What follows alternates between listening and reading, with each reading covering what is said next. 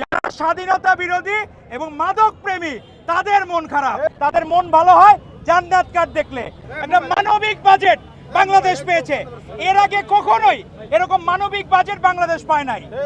এই প্রথমবারের মতো আমরা দেখলাম একবারে শুরু থেকে 65 ব্যক্তি থেকে শুরু করে একদম প্রতিবন্ধী শিশু পর্যন্ত কোনো খাত আমাদের মাননীয় প্রধানমন্ত্রী জনাব তারেক রহমান বাদ দেন নাই।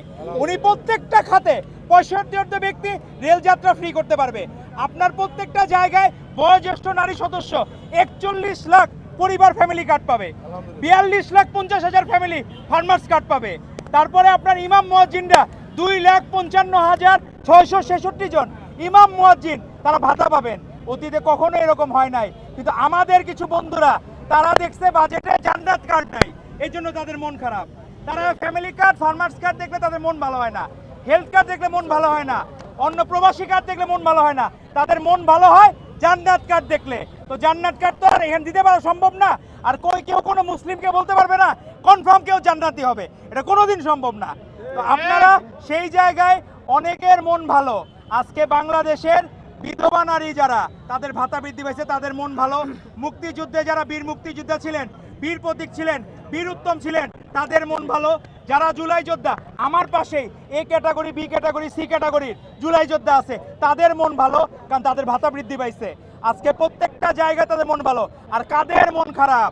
যারা স্বাধীনতা বিরোধী এবং মাদক প্রেমী তাদের মন খারাপ।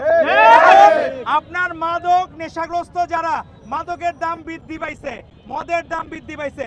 আপনি বাংলাদেশের মোটামুটি যারা বুদ্ধিমান বা যারা বিবেক বুদ্ধি রাখে তারা জানে মাদক মুক্ত সমাজ গড়ার জন্য মাদকের মূল্য অবশ্যই বৃদ্ধি করা প্রয়োজন। এবং মাদকের মূল্য বৃদ্ধির কারণে আমাদের অনেক বন্ধুদের মন খারাপ, কারণ মনে হচ্ছে তারা ঠাকুর ঘরে কেড়ে আমি কলা খাই না, ওই দশা হয়ে গেছে তাদের। কারণ তারা নিজেরা কিসের বিরুদ্ধে আন্দোলন করতেছে? বাজেটের কোন ইস্যুর বিরুদ্ধে? মূল্য বৃদ্ধি পাইছে কিসের? মাদকের মূল্য বৃদ্ধি পাইছে, গাঁজার মূল্য বৃদ্ধি পাইছে, মদ এগুলার মূল্য বৃদ্ধি পাইছে। আর দাম কমছে কোনগুলার? নিত্য প্রয়োজনীয় 60টা পণ্যের দাম কমছে। এটা নিয়ে তো তারা বললো না, অ্যাপ্রিশিয়েট করলো না। তারা তো বললো না ইমাম মুয়াজ্জিনদের ভাতার জন্য এই খাত খোঁজে। কোন খাতে?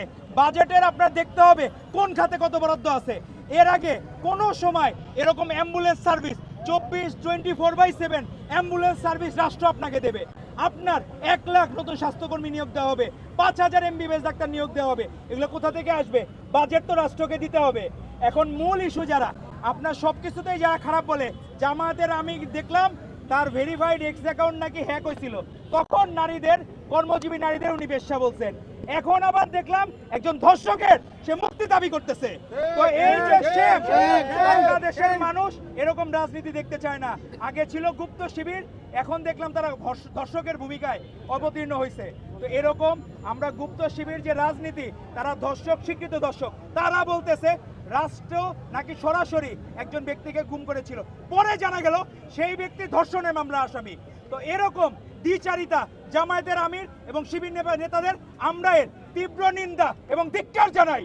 এবং তাদের প্রত্যেকটা জায়গায় আমরা চাবো আপনারা গঠনমূলক রাজনীতি করেন। আর বাজেটের কোনো যৌক্তিক সমালোচনা থাকলে আপনারা অবশ্যই ডিবেট করবেন, অবশ্যই গঠনমূলক সমালোচনা করবেন। কিন্তু গঠনমূলক সমালোচনা না করে শুধুমাত্র নামমাত্র মাদকের মূল্য বৃদ্ধি, সেটা আবার আপনারা বিক্ষোভ করলেন। তো এটা তো আপনাদের পক্ষে যে হয়তোবা আপনারা মাদককে পেট্রোনাইজ করতে চান, কিন্তু আমাদের মাননীয় প্রধানমন্ত্রী জনাব তারেক রহমান বদ্ধপরিকর মাদক মুক্ত বাংলাদেশ গড়ার জন্য, এবং উনি ন্যূনতম ছাড় দিবেন না।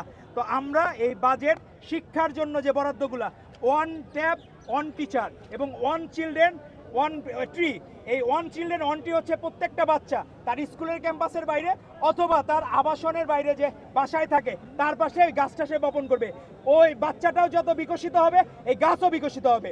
ততদিন প্রত্যেকটা জায়গায় এইভাবেই 1 কোটি গাছের মানে আমাদের পরিকল্পনা আছে এইভাবে 1 কোটি গাছ রোপণ করা, আর পরবর্তীতে 5 বছরে 25 কোটি বৃক্ষরোপণ করা। তো এই জিনিসগুলা, আর আপনারা বাংলাদেশে সর্বশেষ যে বিষয়টি বলবো, প্রত্যেকটা জায়গায় আমাদের অনেক বন্ধুরা, আমরা ছোটবেলায় যখন পড়েছি, কেউ স্কুল ব্যাগের অভাবে, কেউ স্কুলের ড্রেসের অভাবে, কেউ স্কুলের জুতার অভাবে স্কুলে যেতে পারতো না। এই প্রথম মানবিক প্রধানমন্ত্রী আমরা পেয়েছি যে এই ছোট জায়গায় যে মাধ্যমিকে যারা পড়বে এবং যারা প্রাথমিক শিক্ষায় যারা থাকবে তাদের প্রত্যেককে স্কুল ব্যাগ, ড্রেস এবং জুতা দেওয়া হবে। এই যে পুরস্কার, এজন্য আমরা মাননীয় প্রধানমন্ত্রী জনাব তারেক রহমানকে ধন্যবাদ জানাই। শিক্ষা ক্ষেত্রে, স্বাস্থ্য ক্ষেত্রে, সকল ক্ষেত্রে উনি যে একটা দৃষ্টান্ত নজির স্থাপন করেছেন, এর দ্বারা প্রমাণিত হয় বাংলাদেশ প্রধানমন্ত্রী হচ্ছেন জনাব তারেক রহমান, এবং তার হাত ধরেই বাংলাদেশ ফার্স্ট ওয়ার্ল্ড কান্ট্রি হবে।